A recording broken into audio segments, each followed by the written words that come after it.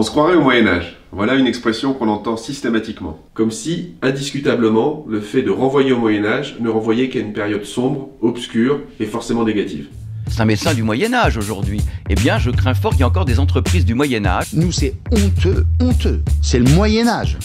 Ce sont des trains qui, tous les jours, sont en retard. Ce qui déjà en soi signifie que le Moyen-Âge, on se le considère comme une période sombre, noire, obscure, ce que les anglo-saxons d'ailleurs appellent Dark Ages, donc c'est assez révélateur de ce qu'on peut penser de cette période-là. Alors, le Moyen-Âge, il ne peut pas être vu que comme ça. C'est vrai que c'est une période compliquée, c'est une période de 1000 ans, c'est une période de 10 siècles, un millénaire, il faut se rendre compte que c'est la plus longue des périodes historiques, qui est plutôt valable pour l'Europe occidentale, elle n'a pas tout à fait les mêmes réalités partout ailleurs, et cette période-là, elle est trop souvent imaginée d'un bloc et négativement. Le Moyen-Âge, c'est un début et une fin, mais qu'on a beaucoup de mal à fixer.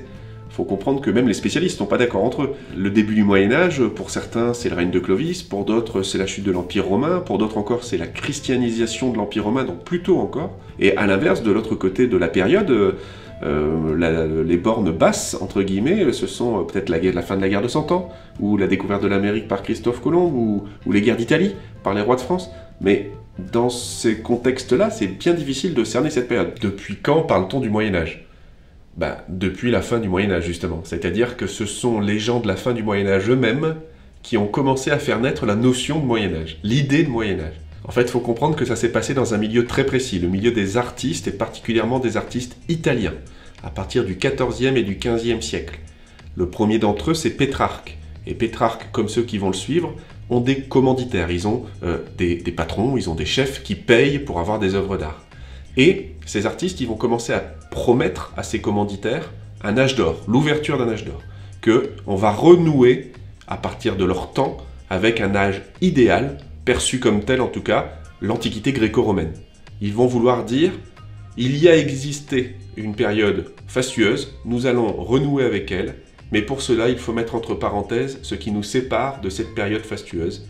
Et ce qui nous en sépare, c'est ce qu'ils vont commencer à qualifier en latin de medium tempus, c'est-à-dire le temps moyen, les temps moyens, le Moyen-Âge.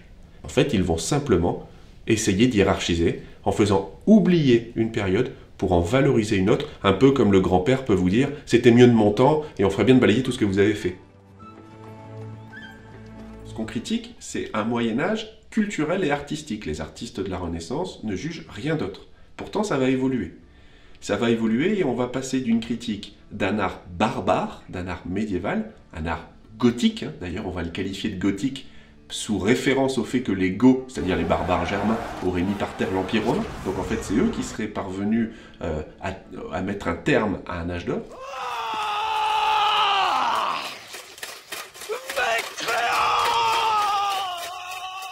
Et on va progressivement aller vers quelque chose qui va s'étendre à une critique politique aussi. Et cette critique globale, elle va être reprise et amplifiée par les Lumières. Les Lumières vont être vraiment les fondateurs de la légende noire du Moyen-Âge. L'avilissement, l'asservissement, l'église toute puissante, les seigneurs trop puissants.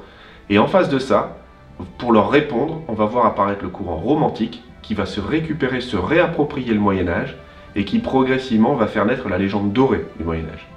Alors qu'on soit bien d'accord, elle n'est pas mieux que la légende noire. C'est-à-dire que le Moyen-Âge, c'est pas non plus une période idéale. Mais ce qui m'intéresse, c'est que grâce au mouvement romantique, on va regarder de nouveau le Moyen-Âge autrement que négativement. Et on va commencer à initier des travaux de recherche, à lancer des réflexions autour du Moyen-Âge, et on va se rendre compte que c'était pas une période si sombre qu'on le disait sans cesse. Cette période, sombre ou dorée, elle nous a légué beaucoup de choses.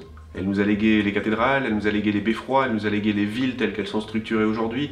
Elle nous a légué aussi des choses informelles, les arts de la table, les moines copistes qui nous ont transmis les textes, tout un tas de choses. Elles nous ont légué aussi des choses moins évidentes parce qu'elles ont disparu depuis, mais elles ont été fondamentales, comme le moulin par exemple. Le moulin existait dès l'Antiquité, mais au Moyen-Âge on le perfectionne et il devient la machine du Moyen-Âge. Bref, elle nous a légué beaucoup de choses qui ont amené notre civilisation là où elle en est, en bien comme en mal. Et il ne nous appartient pas de la juger, il nous appartient de la comprendre. En tout cas, j'espère que vous avez appris des choses avec cette vidéo.